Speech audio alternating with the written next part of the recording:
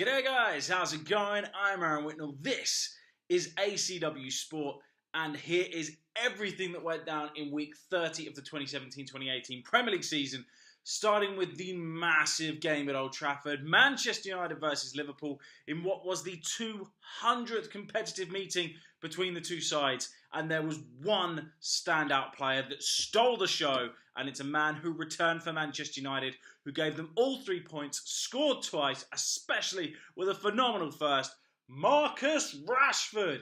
This kid is amazing. He hasn't played since boxing, or started since Boxing Day, and he comes in and puts in a performance like that. Wow. Now, I don't care what anyone has to say. For me, this kid has got the potential to be at the very, very top. I do think he can honestly be on the same level as Kane and Mbappe and Luis Suarez, all those kinds of players. I think he's got the potential. He's got the speed, he's got the finishing ability, and he's got the skill. You've only got to look at the first goal that he scored. Pretty much identical to a goal Cristiano Ronaldo scored for Manchester United back when he was playing for them. Rashford is phenomenal, and I cannot wait to see him go to the World Cup this summer, because I honestly think he has the potential to set the tournament alight. I'm not saying they're going to do particularly well, but I think he will perform very, very well for them. As for the kind of controversy about him going to the World Cup, because I need to address this just because I've heard people saying he doesn't deserve to go because he hasn't played. I don't care. He is amazing. Look at what he did to Liverpool. Now look, let's get it right. You know, Liverpool weren't at their best, let's put it that way. But Rashford against big teams, you want him playing against big teams, because so far out of the 16 Premier League goals he's scored in his career, 7 of them have come against the top 6. He knows how to score in big games, so fair play to him. But yeah, he was brilliant and proved why he needs to be both in United's team and on the plane to Russia at the World Cup. As for United in general, they started off electrifyingly well. Romelu Lukaku absolutely battered Lovren. Another good performance from Romelu Lukaku, having pretty much an assist for both of the goals, really, because he played a big part in both. United could have been well and truly, they could have blown Liverpool away.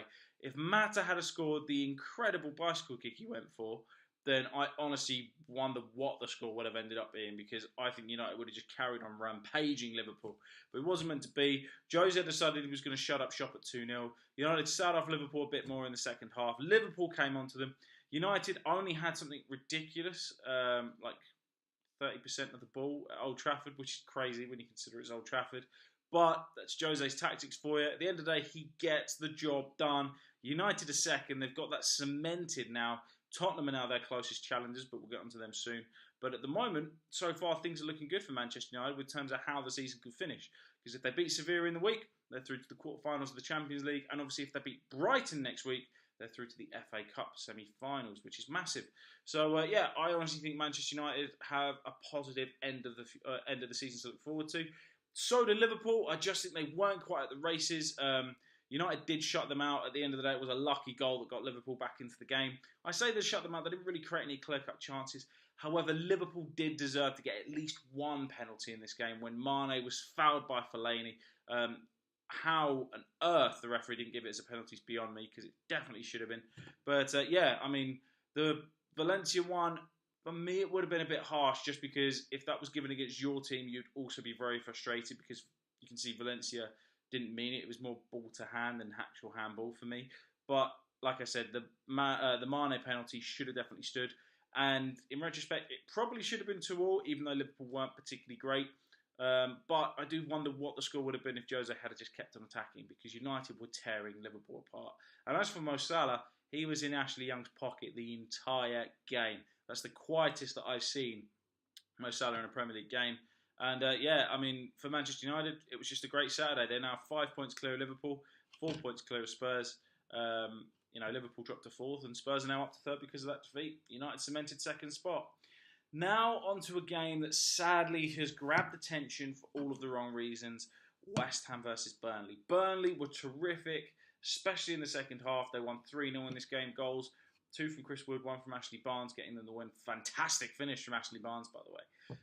How West Ham hadn't scored before Burnley did, though, was beyond me. They had some really good chances. But sadly, this game was marred by horrific fan trouble. You had fans running onto the pitch. One grabbed the corner flag, ran to the centre circle, popped it down. Another one had the go at Mark Noble, almost started on him in a way. Burnley, their team were actually getting children into the subs bench to try and protect them from the fans fighting in the stadium. There were fans going up to the director's box and protesting in front of the directors. Now, look, I can understand the frustration. The season has not gone the way that West Ham wanted. I don't really want to talk about the crowd trouble too much because at the end of the day, I want to focus on the football. It's just, this is really sad to see. God knows what it would actually be like if you guys were in the relegation zone and you were going to go down. I don't honestly think West Ham are going to go down, especially when you look at the likes of Stoke and Southampton, but we'll get onto them a little bit later. But yeah, I mean, look, just get to the end of the season, support the team as much as you can, get behind them, keep them up, and just start again in the summer. What's going to happen in the next 8 games anyway that's really going to make your season that miraculous for you guys to remember? Because let's be honest, it's been pretty rubbish so far. So look, just stay behind the team, support them, and start again next season. Because I'm sure that after all the protests and everything that's happened, the board will act now. If they don't, then at the end of the day, more fool to them, because it's a fantastic club, West Ham. But no, look, in all honesty, Burnley, again, another fantastic result for them since beating Everton. They've really, obviously, shown that they really built their spirits back up again. They're trying their hardest to close down Arsenal. They're only 5 points behind them. Who knows what could happen in the next few weeks? But sadly, West Ham in the second half, they almost kind of gave up, really. And again, it's just weird tactics from David Moyes, because he starts someone who is an actual striker on the bench in Javier Hernandez, and then you have Arnautovic, who's not a striker, starting up front, and it showed in the highlights just the fact that it wasn't working. Antonio, who's been benched the last couple of weeks but has come on and scored, starts, but again, because there's not really any balance between him and Arnautovic and Lanzini, for me, they just keep on continuously getting each other's way. And for me, if you were to have that 3 behind Javier Hernandez, you would have a much more attacking foursome to really go at teams. Lanzini in the middle, Antonio and Arnautovic to either side with Hernandez up front. I honestly think West Ham would be a lot more effective. West Ham fans, please comment below. Let me know, do you agree with what I have to say? As for Burnley, look, I've praised them so much this season because at the end of the day, they have had a phenomenal season. I bet you guys don't want the season to end, really, but I would love to see you guys close down Arsenal, because I just think that would be an amazing end to what would be a fantastic season for everyone associated with the club. And I cannot wait to see Burnley in Europe next year, because I honestly think they're going to get it. So yeah, congratulations to them. And like I said, 3, particularly one from Ashley Barnes, very well taken goals. Now kind of back to normality. Manchester City beat Stoke on the Monday Night Football 2-0 in what was a very comfortable game. Basically, it's weird. There's not really too much to say about this game. You want to talk about it, but it's just what you expect. City went about their business. They did it very effectively. 2 very well taken goals from David Silva. I don't really know what else to say to praise David Silva. He is a phenomenal footballer who probably is underrated and hasn't been given the plaudits that he necessarily deserves in the Premier League. But yeah, I mean, where do you guys think he sits in terms of Premier League legends? Please comment below, let me know. But yeah, as for City, just business as usual, carried on. Stoke, no one expected them to get a result out of this game, and it just kind of went exactly how you thought it would go, really. But I suppose fair play to them for keeping the score down to 2-0 is the only thing I could say. As for Spurs, they looked like they were going to have a shocking afternoon. They went 1-0 down to Bournemouth, and then Harry Kane went off injured with what looked like a very bad ankle injury. Please be okay for the World Cup. Please be okay for the World Cup. But yeah, obviously it's scaring the nation at the moment. We all want to know how long he's going to be out for. The fact he walked off means that hopefully it isn't too serious. And fingers crossed it's not. But no, fair play to Spurs. They came back after, obviously, Stanislas finished very, very well from Adam Smith's cross early on from Bournemouth. But, you know, I mean, the way Spurs bounced back was absolutely phenomenal. Son, again, I want to say Park then, my bad. Son, he was absolutely phenomenal for Tottenham. Again, 2 absolutely fantastic goals. And as was Dele Alli, who really stepped up to the mark when Kane went off, grabbing the equaliser and then assisting Son to give Spurs the lead. Ali this year, all right, he's not playing for me as well as he did last year, but he's still got very impressive stats. 10 league goals, 16 assists. 16th goal of the season and 10 assists. It's pretty impressive, really. So yeah, fair play to him. But yeah, again, it was all about Son. He's got 7 goals in his last 4 games now in all competitions. And yeah, the Spurs train keeps ticking on. And at the moment, they might actually pit Liverpool to 3rd. And then obviously to finish things off, Aurier tapped in with a late header as well. So yeah, good win for Spurs. Chelsea, they got back to winning ways in the Premier League with a fairly comfortable-ish win over Crystal Palace. I mean, at half-time it could have been 4-0. Palace just weren't in the game. Then they changed things around, and all of a sudden they were back in it. And very bizarrely, even though I say comfortable-ish, because it was so comfortable in the first half, this game could have ended 2-2. It probably should have ended 2-2, because Sorloth had a goal ruled out that was clearly, there was nothing wrong with it. It was ruled out for a high foot, but for me, it was more the fact Gary Cahill dived downwards to get the ball that was the problem, not the fact the player had his foot up. But look, that's just my take on it. Van Aanholt took his goal very well when he pulled Palace back into it. But again, it was the Williams show, and you know Kelly was unlucky to obviously make it 2-0 with the own goal that he scored as well. But yeah, I mean, it's a very, very weird kind of year so far for Chelsea. Obviously, they go to the Camp Nou tonight, and hopefully, obviously being an English team, you want them to get a result. I can't see them doing it though. But as for Chelsea, as I was saying, it's only their 5th win of 2018 in 16 games overall. So 2018 has not been a good year to them so far. So they'll be hoping they can turn that around with what would be a phenomenal night in the Camp Nou tonight.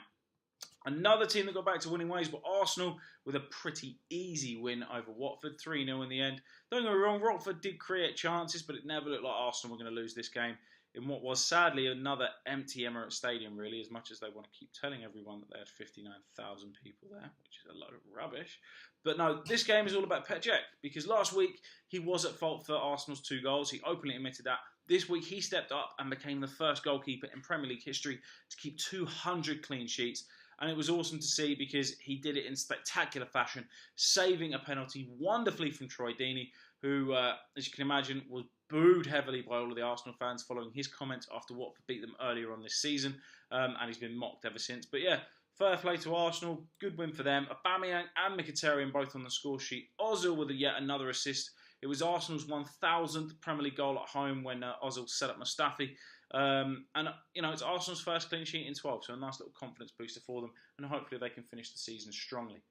Moving down towards the bottom end of the Premier League now, Newcastle picked up a massive 3-0 win at home over Southampton.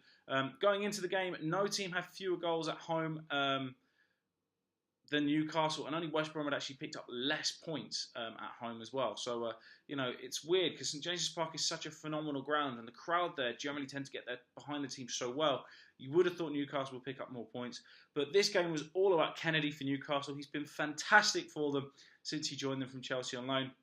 I'd love to see him sign a full-time contract there because at the end of the day, he's not going to get into the Chelsea team. That's been made clear. That's why he was lined out. But I really think he could do some real damage next season for Newcastle if they do manage to sign him. And I think they could probably get him for quite cheap as well when you consider Chelsea have got no need to have him in the team because you know their team's filled out with players like Willian and Hazard, for example. But no, he became the first Newcastle player to score a brace at St James's Park since Gigi Wijnaldum did in May 2016. And then obviously it was all finished off by Matt Ritchie's lovely strike from distance as well. But Southampton, again, they were just really poor. And there's not really anything else to say about it. And sadly, Maurizio Pellegrino, he was sacked following this defeat, which leaves Southampton without a manager, just above the relegation zone. If it wasn't the fact that Palace had Man United and Chelsea in the last 2 games, I honestly reckon that Palace would have leapfrogged them by now. But yeah, I think regardless of who Southampton bring in, I just don't see how they're going to stay up because the players just kind of look like they've given up. But maybe a change of tactics might help them out. But yeah, massive win for Newcastle, and I really think this is the momentum they need to stay up now. Leicester pretty much condemned West Brom to the Championship after destroying them 4-1 at the Hawthorns.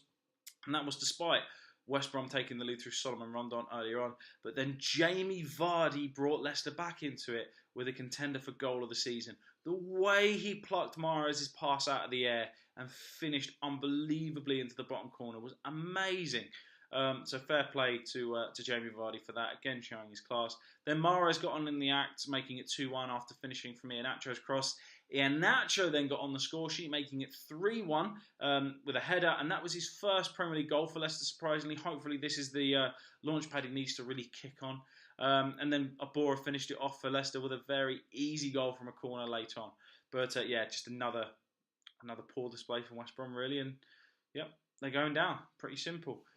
Everton, they beat Brighton 2-0 at Goodison in a game that a lot of Everton fans feel just kind of papers over the cracks. But at the end of the day, they're kind of in the same boat as West Ham. And to a degree, Crystal Palace, they'll just want to get to the end of the season to start afresh again. But Bong, he gave Everton the lead with an own goal under pressure from Theo Walcott, from Bolassi's cross. And then Toussaint finished wonderfully off the bar. Always looks better when it comes off the bar. To get 2 goals in 2 games for him and his first goal at Goodison. But then Anthony Knockaert was sent off for the most ridiculous challenge on Leighton Baines, just because Leighton Baines accidentally kicked the ball into his face, so he decided to go in really hard on him the next time he got the ball. Idiotic decision, deserves the ban, and thankfully no one jumped to his defence because you can't really defend him. But it could have got worse for Brighton if it wasn't for Matt Ryan saving wonderfully from Wayne Rooney's penalty late on. But yeah, just a fairly simple game for Everton, really, and kind of went the way I thought it was going to go, really, because Brighton aren't very good away from home. And then in what has to be the most FIFA game ever played in real life, Huddersfield and Swansea drew 0-0. But the reason it was so FIFA-esque is because Jordan Ayew was sent off in the 11th minute for a high foot, which I do believe the referee got right. But then from that point on, Huddersfield had 30 shots at goal, Swansea had none. Huddersfield had 12 corners, Huddersfield had none. And Huddersfield attempted 52 crosses into the box successfully without scoring. Swansea only managed to do that once.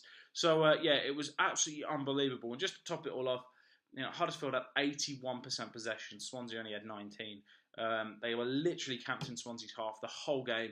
And even though as frustrating as this must be for Huddersfield fans, you've got to give it to Swansea. Well done for hanging on. But that pretty much sums up everything that happened in Week 30 of the Premier League. So please comment below, let me know what were your main talking points from Week 30. Always interested to find out. As always, I'm Aaron Whitnell. I'll be back later on this week with my Champions League review and obviously my FA Cup and Premier League predictions for next weekend. And I will see you guys again soon. Don't forget to subscribe.